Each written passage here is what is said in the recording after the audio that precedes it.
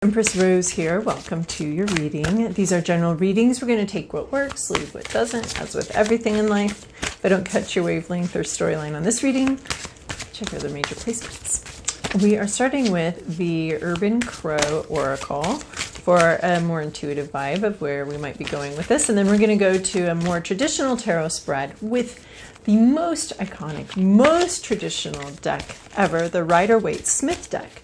I wanted to use this deck for Black History Month and to highlight Pamela Colman Smith's enormous contribution to our community and to tarot. All of those iconic images, sometimes, people literally state she did the deck in 1904. It is not the original deck, but it is so iconic that it has come to be thought of as the original deck. So we're going to use that deck for our traditional spread. All right, Gemini, what do you have here? Oh. Freedom and distance. So freedom, right, liftoff, able to move about freely, breaking free from something. Look, they've got roses here. So there's some sort of elevation, some sort of, breaking free of something, an obligation, situation, and having that freedom and having access to that freedom, and feeling that freedom. I mean, what good is freedom if you don't know that you're free, right? So there's a sense of understanding that and seeing that and being able to utilize that freedom. Being free from something, maybe free from fear, maybe it's free from a concept or an emotion that's been weighing you down. Whatever it is, there's a sense of weightlessness here, almost an angelic presence, a sense of expansion, weightlessness, light. And then we have distance. So distance can create perspective. For us, we can see the forest, the whole picture, not getting quite so bogged down in little details and little bits and pieces here, but getting an overall view, some distance, retreating to be able to see things from a different perspective, and being able to see things. And here we have the sun here. The sun doesn't prominently feature in most of this deck, obviously, because it's a Seattle-based deck. So, but we do have the sun here, and we have that sun shining on you in your moment of freedom. I think I want to read freedom from the book, and the book is over there. So I'm not sure that there's a lot more added from the book, but it's short, so you do not need to stay where you are. You can change your position. You can rise up and see the world from a different place. You have the wings. All you need is the desire to fly. So, and then that coincides, I think, with distance and with getting this perspective from more of a distance, a bigger picture perspective of what's going on. So, all right. Now we got some Pamela Colman Smith, the tarot artist. All right, Gemini, this is your past, your present, your inner landscape, what's at issue, your environment, to-do list, possible outcome. Wow, several people getting this strength card in the environment. And you've got some major arcana here. You've got actually 4 major arcana here, which is interesting. All right, in your recent past, you have the Hermit card. So we have some sort of isolation, some taking time out to look at our own path, to re-examine who we are today, not who we were, not who we have been, not who people say we are. A time out from roles, expectations, time out from things to look at our own path. Like this lantern is not a spotlight. It's not, I'm seeing a football field lit up with those giant lights. That's not what we have here. We have a little lantern. This lantern literally has a star inside of it. His own North Star, his own guidance system, inner compass. And he's just looking at the ground beneath his feet at his next step, right? Because this lantern's not shining out 4 million years into our future. We can't see that far. If you think you can see that far, you're not definitely not seeing that far. Maybe you are intuitively if you have a spectacular gift in that direction, but there's a lot of shifting energies in life and in our lives. So, so this hermit is just looking at the next step. What's the next step? And what's his inner guidance say to him? The hermit isn't very concerned about what other people think or how other people want things to be or what we should be or how other people are labeling us. He's very independent, obviously. He's called the hermit for a reason. Very independent and very much just taking it one step at a time. In your current situation, you have this Ace of Cups, a new emotional beginning, a new relationship. This doesn't necessarily have to be a romantic relationship or a completely new relationship. It can be a renewed relationship, something that's come back into your life with renewal, or you may have, in your time of isolation, figured some things out and be ready to interact with a relationship or an emotional dynamic with some new energy here. So we have a new beginning in relationship with someone, a new energy being brought in here, a new way to flow, a new way to groove. It could be a completely new relationship after having spent some time in isolation, in separation, thinking about just who you are in your next step. And your next step has brought you a sense of renewal and a sense of freshness. There's something very fresh here. There's been some stagnancy. There's been some difficulty. We've grown from that difficulty, and that's great. And then now there's this fresh new energy coming in and renewing us and renewing our relationships or a particular relationship, some fresh new energy. And then we have your hopes, your fears, your inner landscape. We have this King of Wands card. A king is mastery, and King of Wands would be mastery over, not over. The Wands is very intuitive, very, there wouldn't be mastery over in a Wands. There would be a connection to a sense of mastery, a sense of accomplishment. But the King of Wands, he does have leadership, but he leads from the heart. He leads from intuition. Very charismatic person, very exciting, able to accomplish a lot and lead the situation in a very intuitive way, but able to do things that maybe nobody else can do. It has a real natural gift for this. And this could be an energy that you're hoping to embody. This could be someone that's on your mind. The King of Wands is often male or female. These court cards can refer to an actual person. They're more likely to refer to an actual person than, say, the numbered cards. So this person could be on your mind, or it could be someone you'd like to become.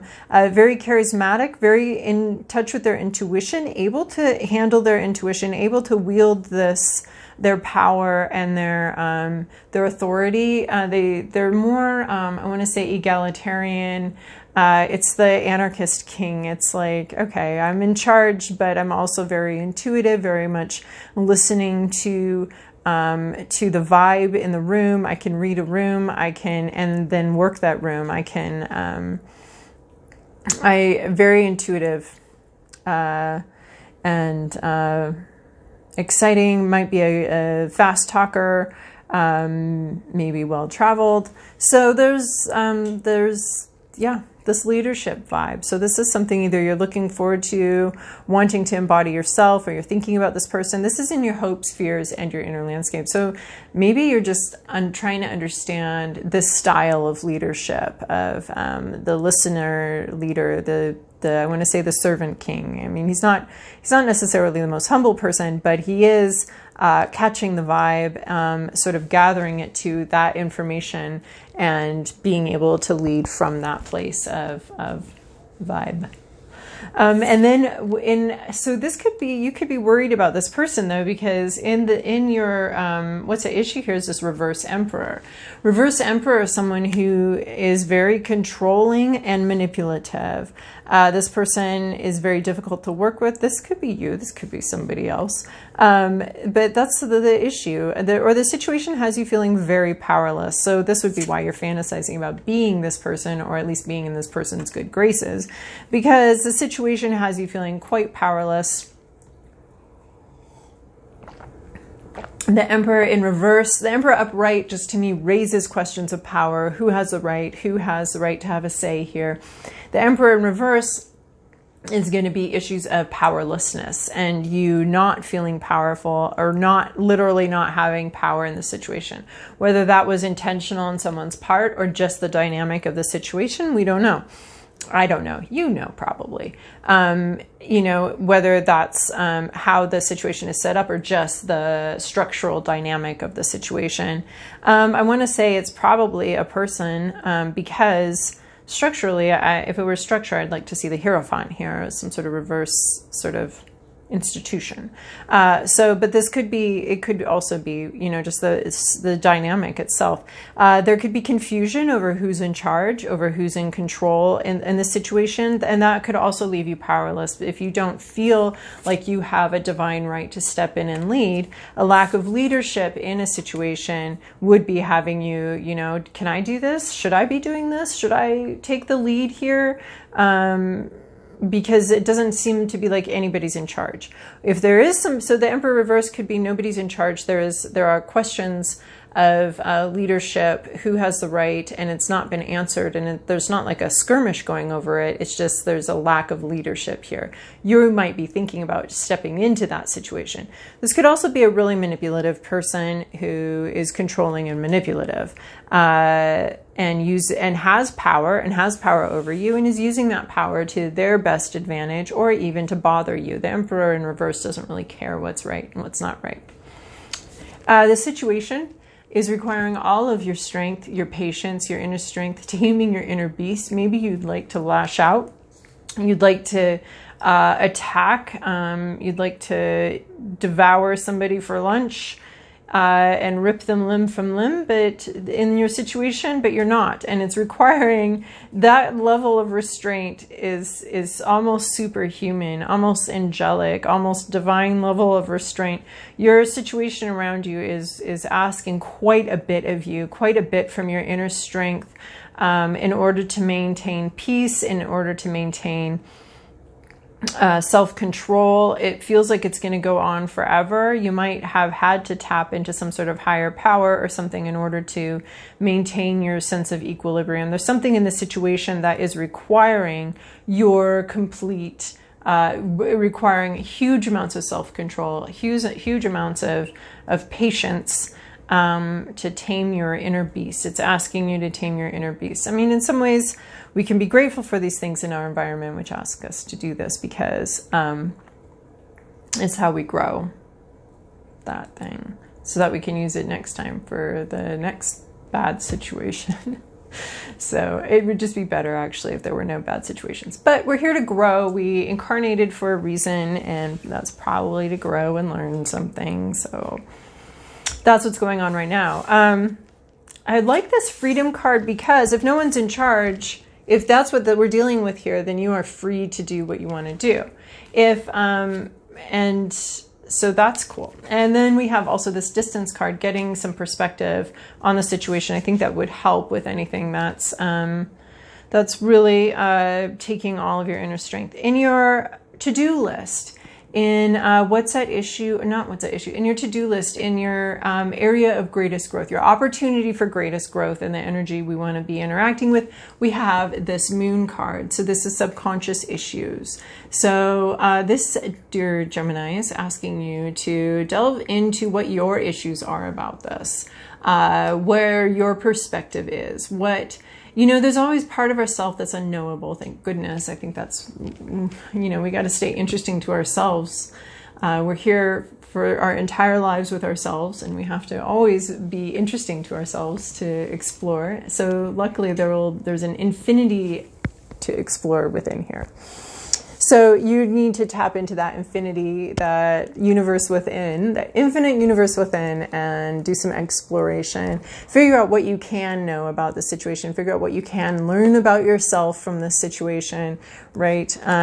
Because, I was just saying, that we're here to learn things. What are you here to learn? What is this situation here teaching you? And maybe there can even be possibly some gratitude for what this reverse emperor situation is trying to teach you, or what you can learn. It's not trying to teach you anything. The situation just is what it is. And then you bring the learning, you bring the growth, right? I was saying, oh my gosh, I was saying what I saw in this Ace of Cups was this lily pond down here and these lotus blossoms down here. And what we know is that, you know, those lotuses grow best from the muckiest, dirtiest soil, right? So we've got some renewed energy here, but there's a lot of muck and a lot of stuff down here, but we've grown from it. We've grown these little lily pads here from it. We've grown from all of that. And there's some fresh newness coming in. A new start, a new beginning possible here. But I feel like there's, you know, where this moon card sits right underneath this. So I feel like this moon card is referencing all of this muck and murk. So you've got some new energy, some new perspective possibly coming in here, a new possible beginning. But there's a lot to discover from this muck, a lot to learn from this muck. And we bring that. We are the composters of our own crap and our own shitty experiences. We bring the composting mechanism to that. It's, you have to make that commitment to learn from this. So as we're doing this darker work and going in and looking at our own motivations and what we want and how we've contributed to this situation, we want to bring unconditional love down into that muck and understand how beautiful it is, and how beautiful these lotus flowers can grow from this situation, from this stuff we have within us. So we want to make sure we're bringing ourselves some unconditional love while we rake up that muck and look into it a little deeper. So yeah, do some self-examination, reveal some parts of yourself to yourself. You know, something is being revealed and being emerged. This could be also you need to reveal something. It's time for you to bring something to the light for others in the situation. I mean, there's this Emperor, there's this King of Wands, which might be you, might be somebody else, there's this Hermit, which is you. So there's not a lot. This is almost like a whole internal little struggle here. But it could also, this moon card here could be, especially in your to-do list, bringing something to light, bringing something to the fore, revealing something about yourself, revealing something and bringing it forward so that other people can see and know it too. So I feel like the moon card is not just self-exploration, but a communication of that self-exploration. It's possible this will bring the freedom that you seek. And then, where you're headed is a rest period, a timeout, a rest. Rest is preparation. So, so there are, you know, when I have a big thing coming up, a job interview or something like that, the first thing I do is I rest. I either take a nap or go for a little stroll. I don't know if that's like the best thing, but that's how I operate best. That's what I've learned, is that's what I need to do is first rest. So you could be heading into a rest period. You know, before I start my preparations and before I start the whole thing, I head into a rest period first, because I do view that as preparation. So this is, you know, a pause in the war. And this is a pause here, a time for rest, recuperation.